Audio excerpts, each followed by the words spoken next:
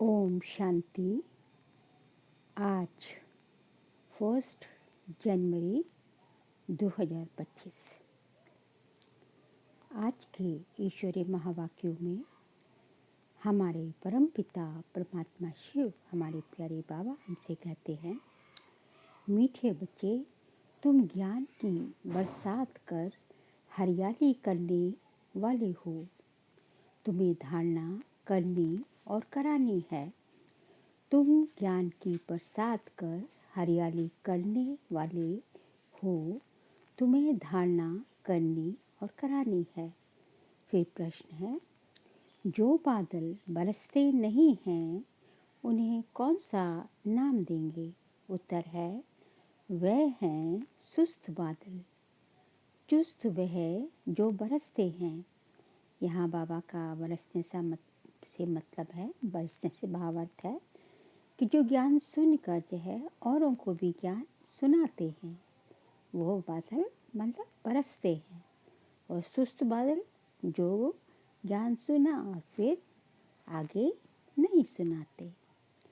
अगर धारणा हो तो बरसने के बिना रह नहीं सकते। धारणा बरसने के लिए पहले स्वयं में धारण करना पड़ेगा ना। ये बाबा कहते हैं, अगर धारणा हो तो बरसने के बिना रह नहीं सकते। जो धारणा कर दूसरों को नहीं कराते, उनका पेट पीठ से लग जाता है। वह गरीब हैं। बाबा को गरीब बच्चे कहते हैं, जो कि अपना धारणा करी है लेकिन दूसरों को नहीं कराते। बाबा कह रहे हैं, उनका पेट जो है यदि पीठ से लग जाए तो क्या होगा?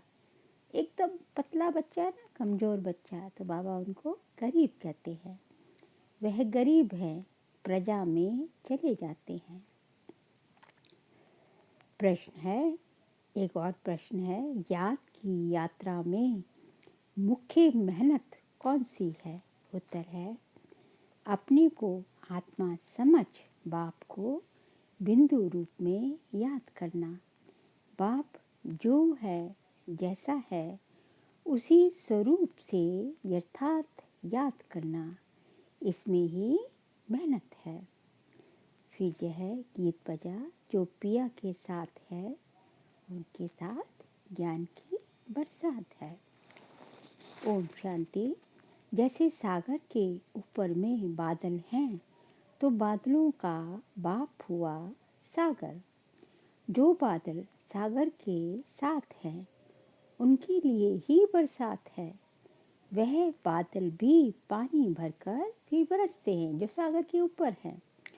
तुम भी सागर के पास आते हो भरने के लिए। कौन है हमारा सागर? परम पिता परमात्मा शिव। उनसे अपना जो है अपने को भर भर के फिर आगे जो है बरसते हैं हम बच्चे। सागर के बच्चे बादल तो हो ही, जो मीठा पानी खींच लेते हो। अब बादल भी अनेक प्रकार के होते हैं। कोई खूब जोर से बरसते बाढ़ कर देते हैं, कोई कम बरसते। तुम्हारे में भी ऐसे नंबरवार हैं। जो खूब जोर से बरसते हैं, उनका नाम भी गाया जाता है। जैसे वर्षा बहुत होती है तो मनुष्य खुश होते हैं, ये भी ऐसे है। जो अच्छा बरसते हैं, उनकी महिमा होती है। जो ज्ञान अच्छा देते हैं, उनकी महिमा तो होगी ना। जो नहीं बरसते, उनके दिल जैसे सुस्त हो जाती है, पेट भरेगा नहीं। पूरी रीति धारणा ना होने से पेट जाकर पीठ से लग जाता है। फैशन होता है तो मनुष्यों का पेट पीठ से लग जाता है। कहीं तो वो जो है अपना वेट लॉस चला हुआ है। बाबा कहते हैं फैशन हो गया है। यहाँ भी धारणा कर और धारणा नहीं कराते हैं तो पेट जाकर पीठ से लगेगा। खूब बरसने वाले जाकर राजा रानी बनेंगे और दूसरे गरीब। सत्युग की बात कर रहे हैं बाबा। गरीबों का पेट पीठ से लगा रहता है, तो बच्चों की धारणा बड़ी अच्छी करनी चाहिए। इसमें भी आत्मा और परमात्मा का ज्ञान कितना सहज है। तुम अब समझते हो हमारे में आत्मा और परमात्मा दोनों का ज्ञान नहीं था, तो पेट पीठ से लग गया ना। मुख्य है ही आत्मा और परमात्मा की बात। मनुष्य आत्मा को ही नहीं जानते तो परमात्मा को फिर कैसे जान सकेंगे। कितने बड़े विद्वान पंडित आदि हैं, कोई भी आत्मा को नहीं जानते। अब तुमको मालूम हुआ है कि आत्मा अविनाशी है। उसमें 84 जन्मों का अविनाशी पाठ ढूंढा हुआ है जो चलता ही रहता है। आत्मा अविनाशी तो पाठ भी अविनाशी है। आत्मा कैसा ऑलराउंड पाठ बजाती है ये किसको पता नहीं। वह तो आत्मा सो परमात्मा कह देते हैं। तुम बच्चों को आदि से लेकर अंत तक पूरा ज्ञान है। वह तो ड्रामा की आयु ही लाखों वर्ष कह देते कौन, दुनिया वाले। अभी तुमको सारा ज्ञान मिला है। तुम जानते हो इस बाप के रचे हुए ज्ञान यज्ञ में ये सारी दुनिया स्वाहा होनी है। इसलिए बाप कहते हैं देह सहित जो कुछ भी है ये सब भूल जाओ। अपने शरीर सहित जो कुछ भी आपके हैं, शरीर के संबंधी, आपका वैभव, बच्चे, बुद्धि से भूलना है। ऐसे नहीं कि सचमुच ही भूल जाना। अपनी रोल रिस्पॉन्सिबिलिटीज तो पूरी करनी है ना, लेकिन बुद्धि से भूलना, उनके साथ अटैच होके नहीं रहना। इतना साक्षी होके सब खेल देखना है, डिटैच होके। अभी तुमको ज्ञान मिला है। तुम जानते हो इस बाबा के रचे हुए ज्ञान यज्ञ में सारी दुनिया स्वाहा होनी है। इसलिए बाप कहते हैं इस देह सहित जो कुछ भी है वह सब भूल जाओ। अपने को आत्मा समझो, बाप को और शांति धाम स्वीट होम को याद करो। ये तो है ही दुख धाम। तुम्हारे में भी नंबरवार पुरुषार्थ अनुसार समझा सकते हैं। अभी तुम ज्ञान से तो भरपूर हो। बाकी सारी मेहनत है। मेहनत किस में होती है? याद में। ज्ञान तो सहज है, लेकिन याद करने में, एकाग्रता लाने में ये सब मेहनत लगती है। जन्म जन्मांतर का देह अभिमान मिटाकर आत्म अभिमानी बने, इसमें बड़ी मेहनत है। कहना तो बड़ा सहज है, परंतु अपने को आत्मा समझें और बाप को भी बिंदु रूप में याद करें, इसमें मेहनत है। बाप कहते हैं मैं जो हूँ, जैसा हूँ, ऐसा कोई मुश्किल ही याद कर सकता है। जैसे बाप वैसे बच्चे होते हैं ना।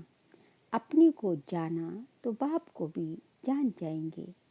तुम जानते हो पढ़ाने वाला तो एक ही परमपिता परमात्मा शिव है। पढ़ने वाले बहुत हैं, हम बच्चे सब पढ़ने वाले हैं। बाप राजधानी कैसे स्थापन करते हैं वह तुम बच्चे ही जानते हो। बाकी ये शास्त्र आदि सब हैं भक्ति मार्ग की सामग्री। समझाने के लिए हमको कहना पड़ता है। बाकी इसमें घृणा की कोई बात नहीं। शास्त्रों में भी ब्रह्मा का दिन और ब्रह्मा की रात कहते हैं। सतयुग त्रेता ब्रह्मा का दिन और द्वापर कलयुग ब्रह्मा की रात। परंतु कहते हैं केवल, कुछ समझते नहीं।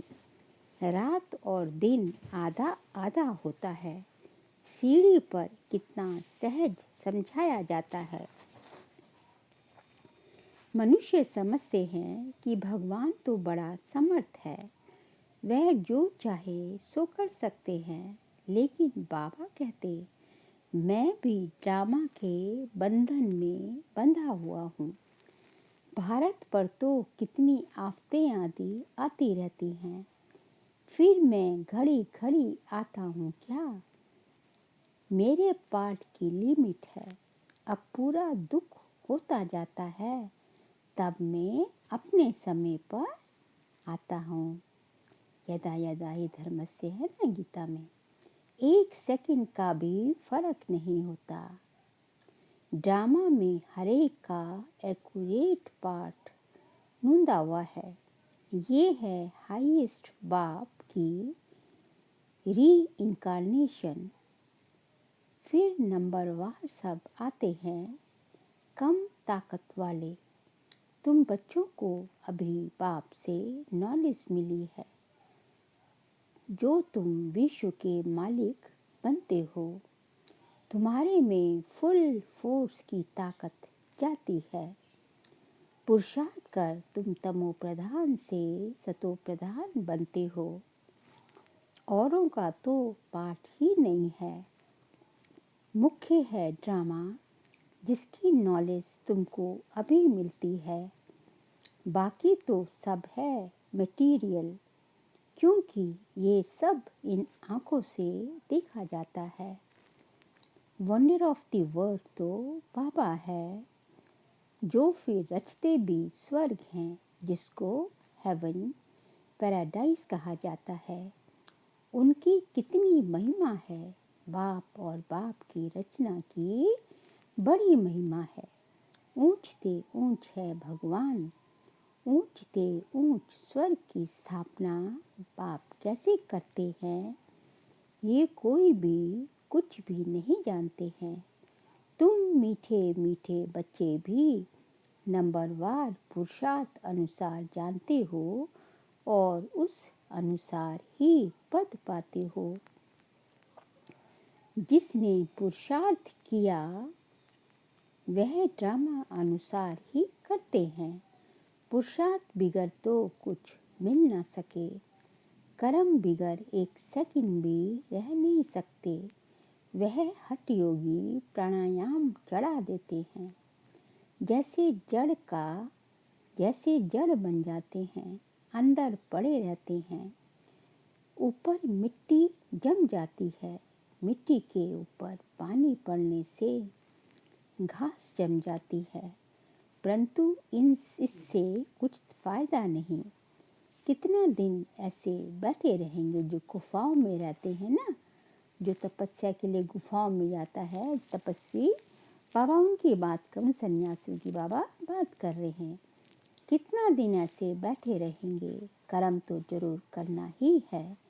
कर्म सन्यासी कोई बन ना सके।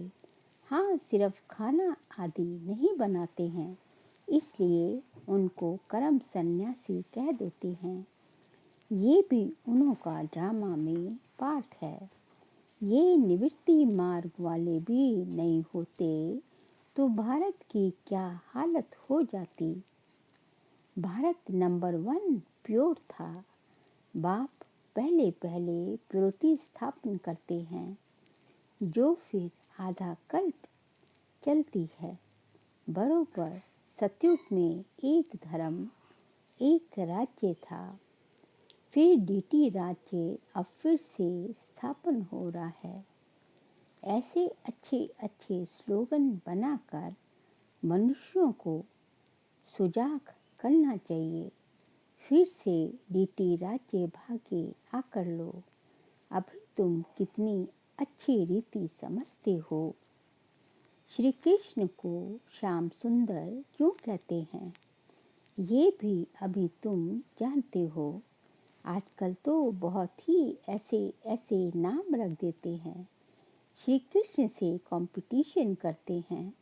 तुम बच्चे जानते हो पतित राजाएं कैसे पावन राजाओं के आगे जाकर माथा टेकते हैं, परंतु जानते थोड़े ही हैं। तुम बच्चे जानते हो, जो पूज्य थे वही फिर पुजारी बन जाते हैं। अभी तुम्हारी बुद्धि में सारा चक्र है।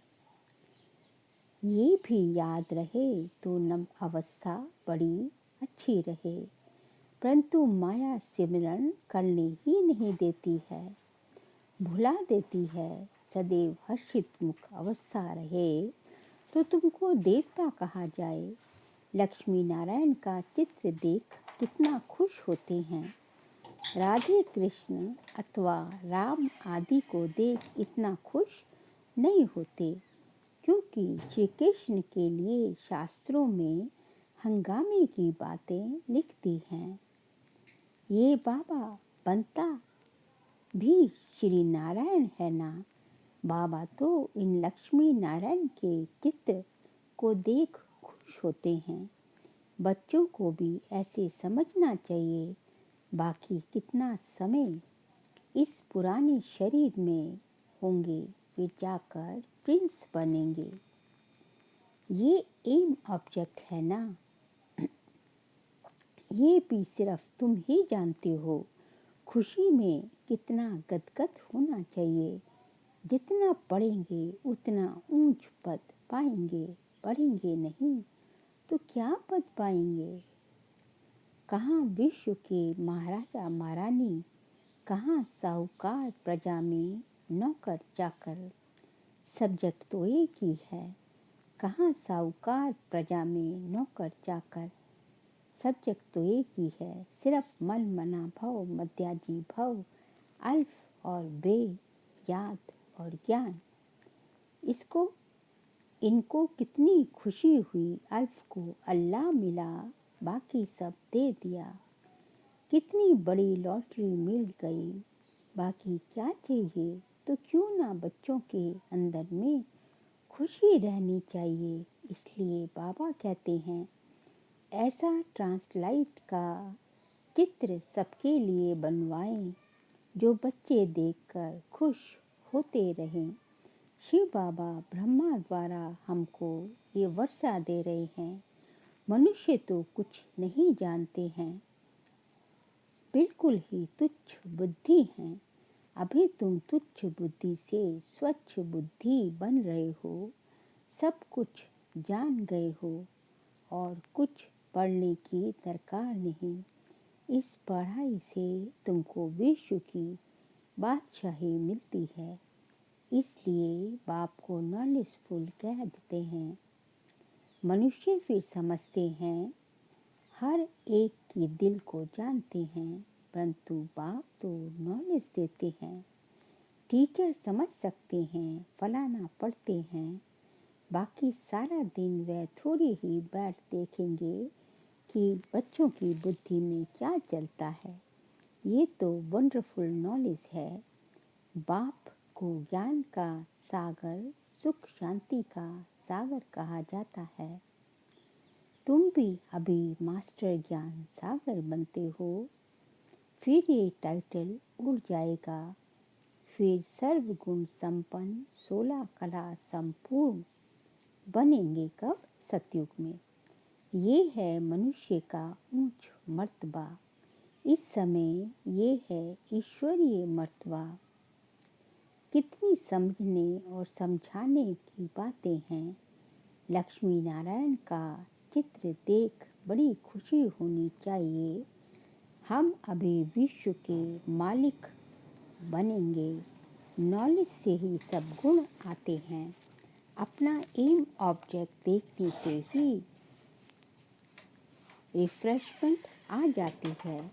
इसलिए बाबा कहते हैं ये लक्ष्मी नारायण का चित्र तो हर एक के पास होना चाहिए। ये चित्र दिल में प्यार बढ़ाता है। क्या? लक्ष्मी नारायण का चित्र दिल में आता है। बस ये मृत्यु लोक में लास्ट जन्म है, फिर हम अमर लोक में ये जाकर बनेंगे। तत्व ऐसे नहीं कि आत्मा सो परमात्मा नहीं। ये ज्ञान सारा बुद्धि में बैठा हुआ हो। जब भी किसको समझाते हो, बोलो हम अभी भी कोई से भीख नहीं मांगते। प्रजापिता ब्रह्मा के बच्चे तो बहुत हैं। हम अपने ही तन मन धन से सेवा करते हैं। ब्राह्मण अपनी कमाई से ही यज्ञ को चला रहे हैं, शूद्रों के पास नहीं लगा सकते। ढेर बच्चे हैं, वह जानते हैं जितना हम तन मन धन से सर्विस करेंगे, सरेंडर होंगे, उतना ऊंच पद पाएंगे।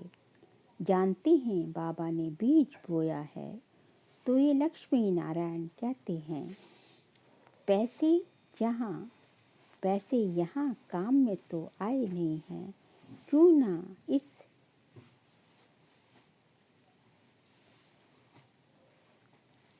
ना इस कार्य में लगा दें। फिर क्या सरेंडर होने वाले भूख मरते हैं क्या? बहुत संभाल होती रहती है, बाबा की कितनी संभाल होती रहती है। ये तो शिव बाबा का रथ है, सारे वर्ल्ड को हेवन बनाने वाला है। ये हसीन मुसाफिर है, परमपिता परमात्मा तो आकर सबको हसीन बना देते हैं। तुम सांवरे से गोरा हसीन बनते हो ना, कितना सलोना साजन है, आकर सबको गोरा बना देते हैं। उन पर तो कुर्बान जाना चाहिए, याद करते रहना चाहिए। जैसे आत्मा को देख नहीं सकते, जान सकते हैं, वैसे परमात्मा को भी जान सकते हैं। देखने में तो आत्मा परमात्मा दोनों एक जैसे बिंदु हैं, बाकी तो सारी नॉलेज है। ये बड़ी समझ की बातें हैं, बच्चों की बुद्धि में ये नोट रहनी चाहिए। बुद्धि में नंबरवार पुरुषार्थ अनुसार धारणा होती है। डॉक्टर लोगों को भी दवाइयाँ याद रहती है ना, ऐसे नहीं कि उस समय बैठ किताब देखेंगे। डॉक्टरी की भी पॉइंट्स होती है, बैरिस्ट्री की भी पॉइंट्स होती है। तुम्हारे पास भी पॉइंट्स हैं, टॉपिक्स हैं जिस पर समझाते हैं। कोई पॉइंट किसको फ़ायदा कर देती है, कोई को किस पॉइंट से तीर लग जाता है। पॉइंट तो बहुत ढेर की ढेर हैं। जो अच्छी रीति धारणा करेंगे वह अच्छी रीति सर्विस कर सकेंगे। आधा कल्प से महारोगी पेशेंट हैं, आत्मा पतित बनी है, उसके लिए एक अविनाशी सर्जन दवाई देते हैं। वह सदैव सर्जन ही रहते हैं। कौन? शिव बाबा। वह सदैव सर्जन ही रहते हैं, कभी बीमार होते नहीं। नींद तो सब बीमार पड़ जाते हैं। अविनाशी सर्जन एक ही बार आकर मन मनाभव का इंजेक्शन लगाते हैं। कितना सहज है, चित्र को पॉकेट में रख दो सदैव। बाबा नारायण का पुजारी था, तो लक्ष्मी का चित्र निकाल अकेला नारायण का चित्र रख दिया। अभी पता पड़ता है जिसकी हम पूजा करते थे वह अब बन रहे हैं। लक्ष्मी को विदाई दे दी तो ये पक्का है हम लक्ष्मी नहीं बनूंगा। लक्ष्मी बैठकर पैर दबाए ये अच्छा नहीं लगता था। उनको देखकर पुरुष लोग स्त्री से पैर दबाते हैं, वहाँ थोड़े ही लक्ष्मी ऐसे पैर दबाएगी। ये रस्म रिवाज यहाँ होती वहाँ होती नहीं। ये रस्म रावण राज्य की है। इस चित्र में सारी नॉलेज है। ऊपर में त्रिमूर्ति भी है। इस नॉलेज को सारा दिन सिमरन कर बड़ा वंडर लगता है। भारत अब स्वर्ग बन रहा है। कितनी अच्छी समझानी है। पता नहीं मनुष्यों की बुद्धि में क्यों नहीं बैठता है। बड़े जोर से लगेगी। भंबोर को आग लगनी है। रावण राज्य तो जरूर खलास होना चाहिए। यज्ञ में भी पवित्र ब्राह्मण चाहिए। ये बड़ा भारी यज्ञ है सारे विश्व में प्योरिटी लाने का। तो ब्राह्मण भी भली ब्रह्मा की औलाद कहलाते हैं, परंतु वह तो कुख वंशावली है। ब्रह्मा की संतान तो पवित्र मुख वंशावली थे ना। तो उनको ये समझाना चाहिए।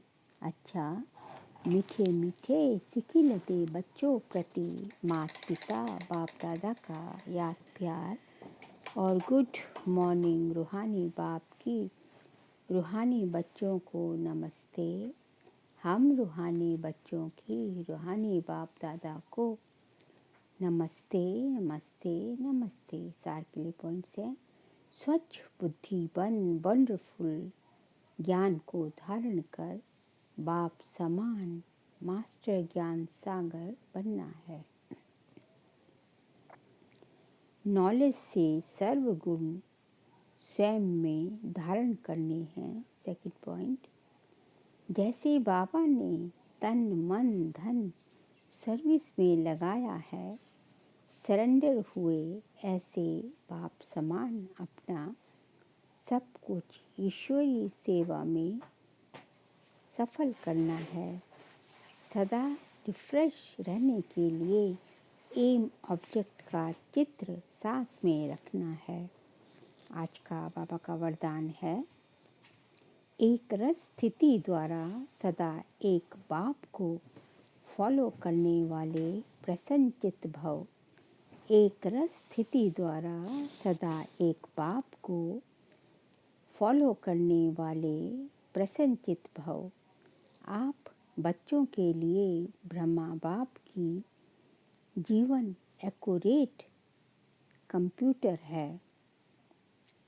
जैसे आजकल कंप्यूटर ड्रामा हर एक प्रश्न का उत्तर पूछते हैं,